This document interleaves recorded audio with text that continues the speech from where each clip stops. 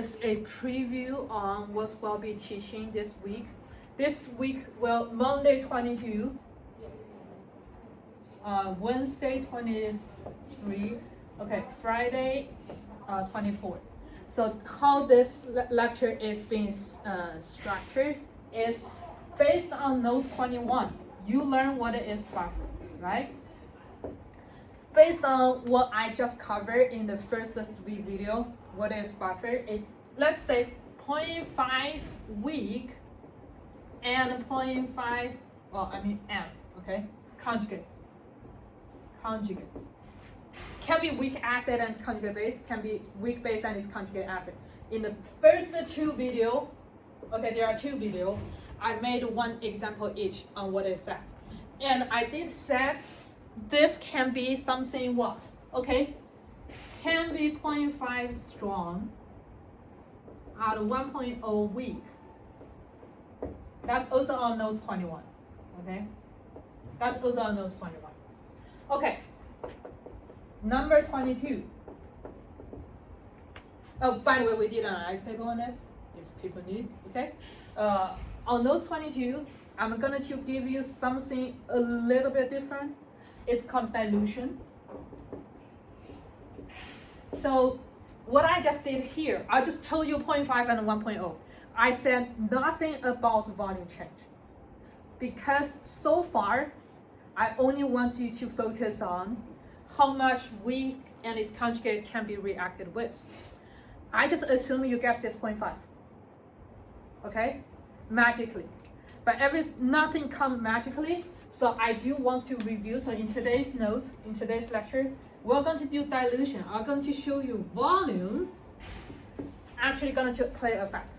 In my notes 21, I said 1 liter.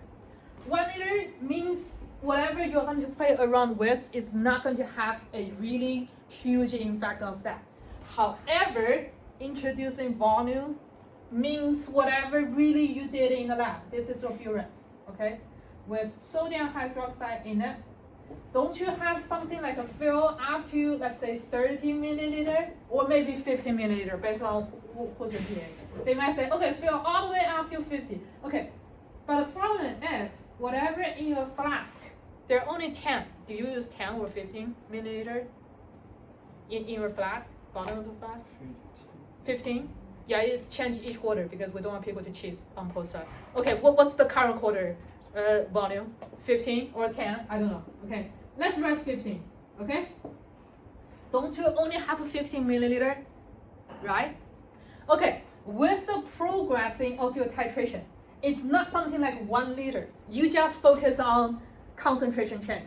Now, when you add, let's say, this 5 milliliter, it's being added.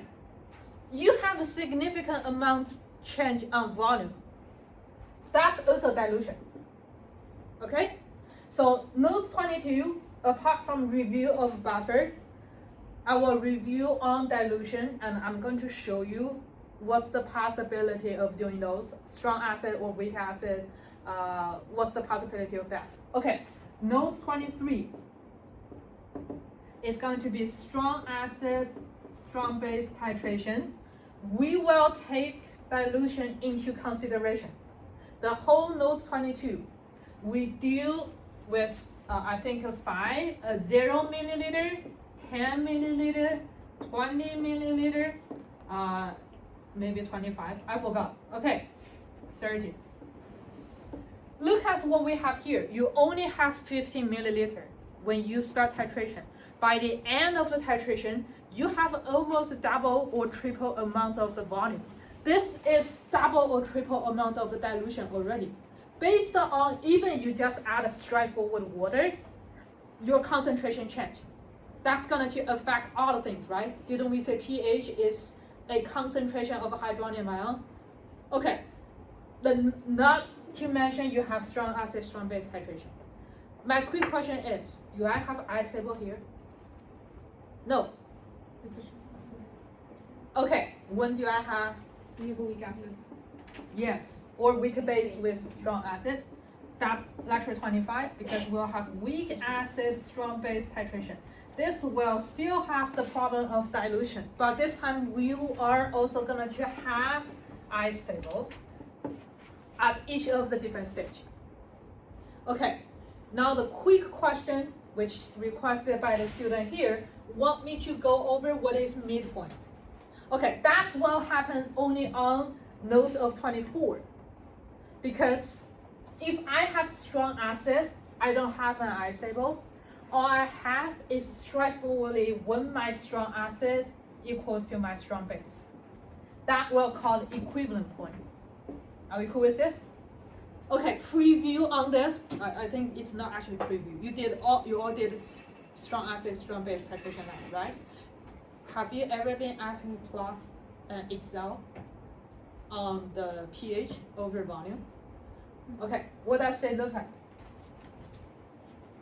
This, right? Right? Yes. Okay.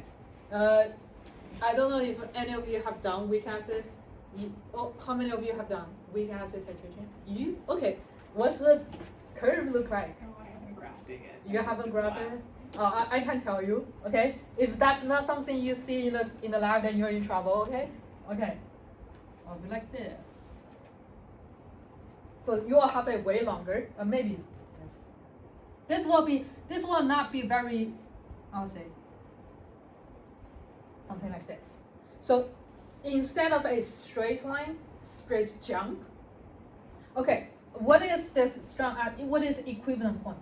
It's when your acid and base equals to each other. Okay, it's still going to be the case of the equivalent point when it's the midpoint. Didn't we just keep saying there's something buffer? Buffer is in the range.